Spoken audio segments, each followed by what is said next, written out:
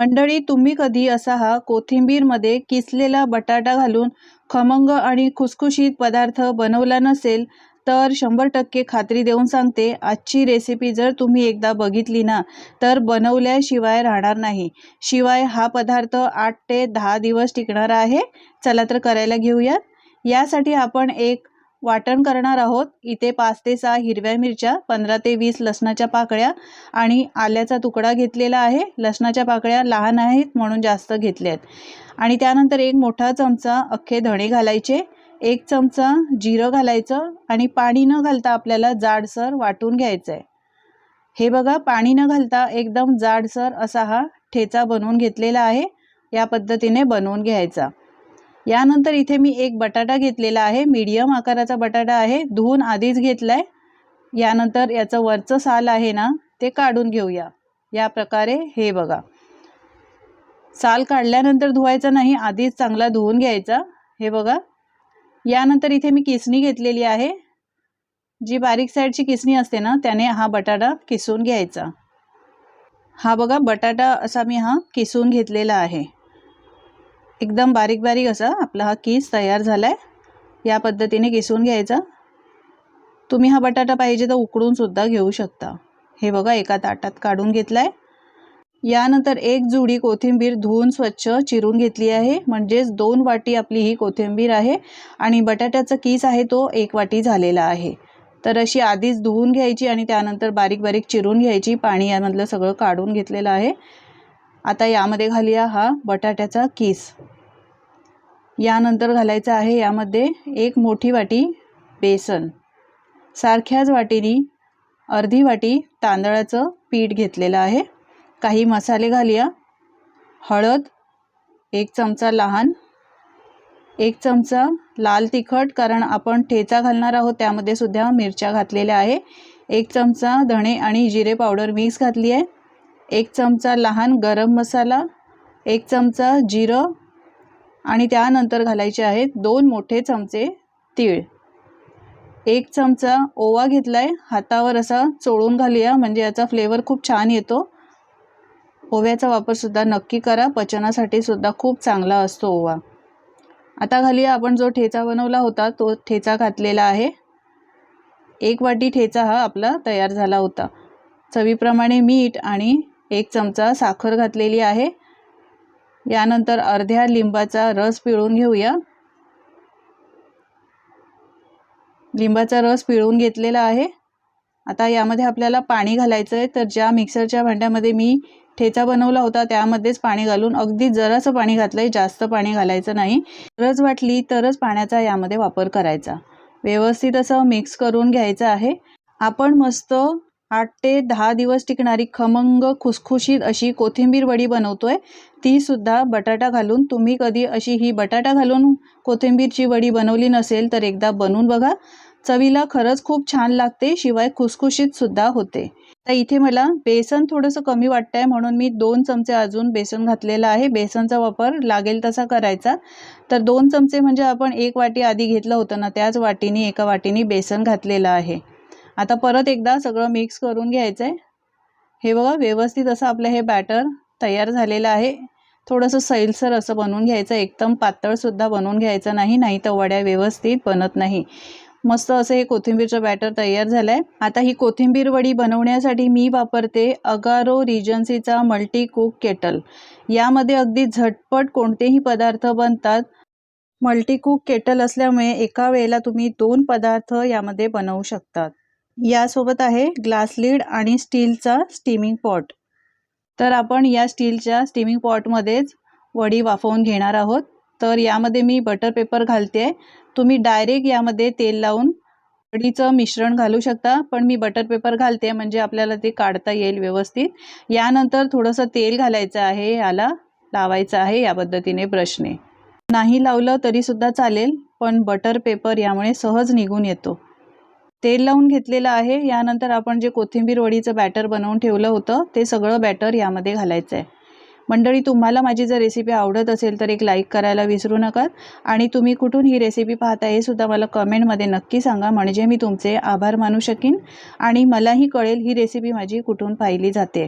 तुम्हाला जर हा Agaro regency multi cook kettle घ्यायचा असेल तर डिस्क्रिप्शनमध्ये लिंक दिलेली आहे, टॅग केलेला आहे। हा प्रोडक्ट वापरायला खूप सोपा आहे, वेळेची आणि गॅसची बचत होते, त्यामुळे तुम्हाला जर हा प्रोडक्ट घ्यायचा असेल तर तुम्ही सुद्धा घेऊन याचा वापर करून बघा। बॅटर घातल्यानंतर यावर ही वडी छान दिसण्यासाठी घालायची आहे तीळ, असे सेट करून घ्यायचे। यानंतर आता आपण ही वडी वाफवून घेऊया। तर या केटलमध्ये सुरुवातीला पाणी घालायचं आहे।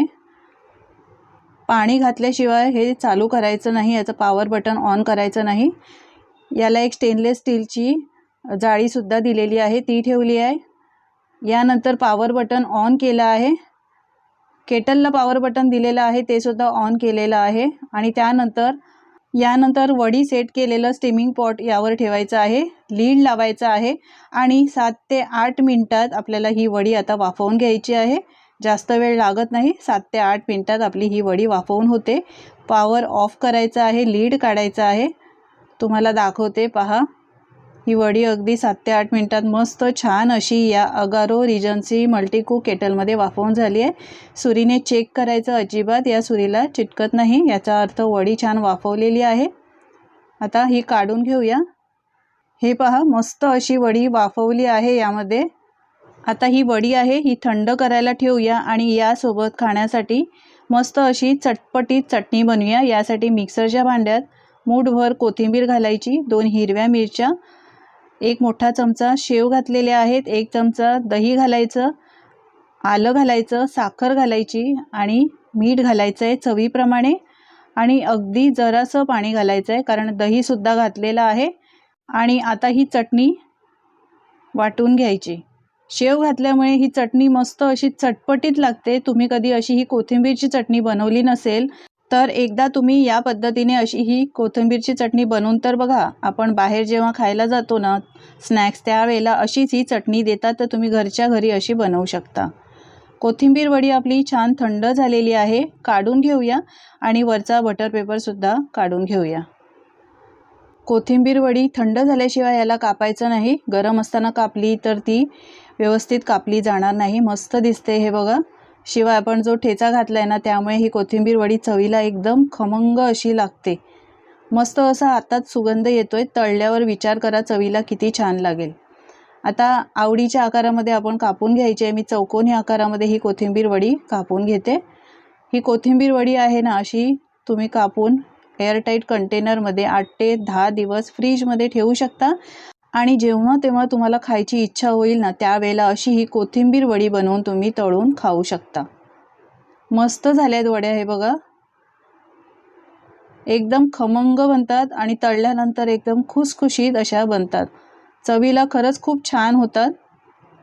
या वड्या 8 ते 10 दिवस तुम्ही फ्रीजमध्ये ठेवू शकता, अजिबात खराब होत नाही। कापून ठेवा, नाहीतर अशा अख्ख्याच वड्या मध्ये 2 पीस करून ठेवू शकता। चला तर आता तळायला घेऊया। यासाठी मी तेल आधीच गरम करून घेतलेलं आहे, कडकडीत गरम करून घ्यायचं आणि त्यानंतर लो टू मीडियम फ्लेमवर आपल्याला या कोथिंबीर वड्या तळून घ्यायच्या आहेत। तळताना गॅसची फ्लेम फास्ट करायची नाही, नाहीतर काय होणार, वरून तर त्या शिजल्या जातील म्हणजे कुरकुरीत होतील आणि आतून या कच्च्या राहतील।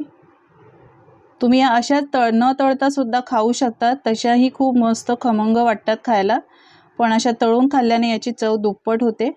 एका बाजूने चांगल्या कलर याचा चेंज झाल्यावर असे फोकने किंवा चमच्याने याला उलटून घ्यायचं आहे आणि दुसऱ्या बाजूने सुद्धा छान असे खमंग कुरकुरीत होईपर्यंत तळून घ्यायचे।